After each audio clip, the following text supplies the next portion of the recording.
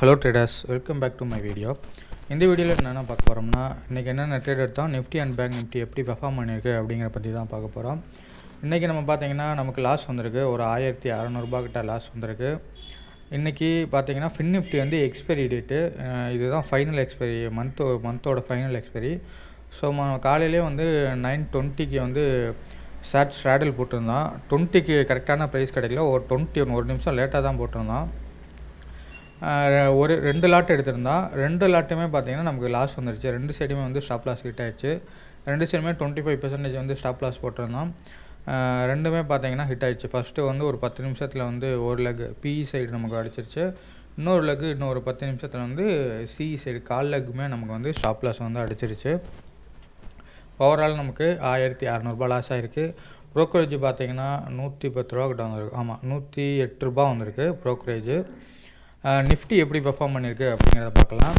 Nifty பார்த்திங்கன்னா இன்றைக்கி ஒரு ரேஞ்ச் பாயிண்ட் சைட்வேஸில் தாங்க இருந்துச்சு. ஸ்லைட்டாக ஒரு கேப் அப் ஓப்பன் ஆகி இன்றைக்கி வந்து செல் பண்ணாங்க. நேற்று லோவை வந்து கட் பண்ணல. எஸ்டர்டே லோ கிட்ட வரும்போது லைட்டாக பையர் வந்து அதுக்கப்புறம் மார்க்கெட் ஃபுல்லாகவே வந்து இங்கேருந்தே பார்த்தீங்கன்னா ஃபுல்லாக சைட்வேஸில் தான் இருந்துச்சு. பேங்க் நிஃப்டியுமே அதே தான். பேங்க் நிஃப்டியுமே வந்து உங்களுக்கு வந்து சைட்வேஸில் தான் இருந்துச்சு. இருங்க, ரீலோட் பண்ணிடலாம்.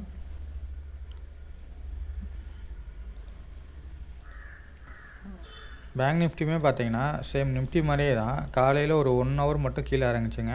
இறங்கிட்டு அதுக்கப்புறம் ஃபுல்லாகவே பாருங்கள், வால்யூமே இல்லை, சின்ன சின்ன கேண்டிலாக ஃபுல்லாகவே நமக்கு பார்த்தீங்கன்னா சைட்வேஸில் இருந்துச்சு.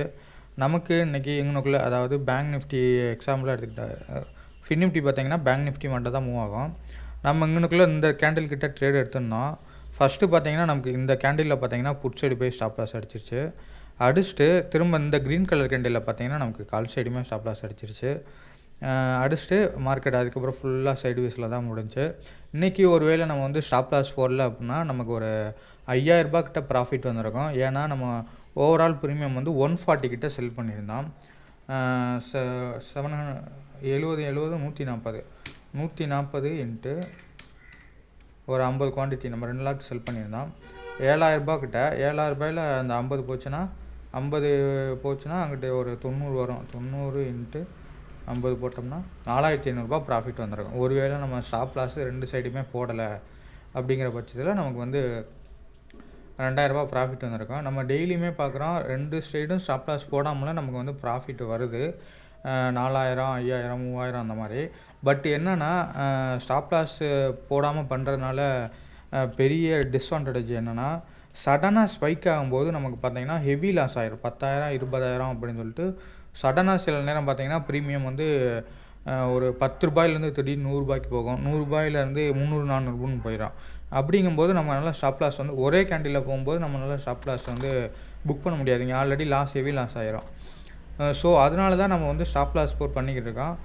ஒருவேளை ஸ்டாப் லாஸ் போடாமல் பண்ணியிருந்தால் நமக்கு ஒரு 5000 கிட்ட ப்ராஃபிட் வந்துருக்கு இன்றைக்கி. It's okay. இன்றைக்கி வந்து லாஸ் புக் பண்ணணும்னு இருக்குது. லாஸும் வந்து ட்ரேடிங்கில் வர தான் செய்யும்.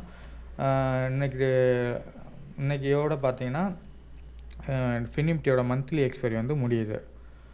இந்த வீடியோ பிடிச்சிருந்துச்சி அப்படின்னா ஷேர் பண்ணுங்கள், லைக் பண்ணுங்கள். இதே மாதிரி ஷேர் மார்க்கெட் ரிலேட்டடான வீடியோ வேணும் அப்படின்னா சேனலை வந்து சப்ஸ்கிரைப் பண்ணிக்கோங்க.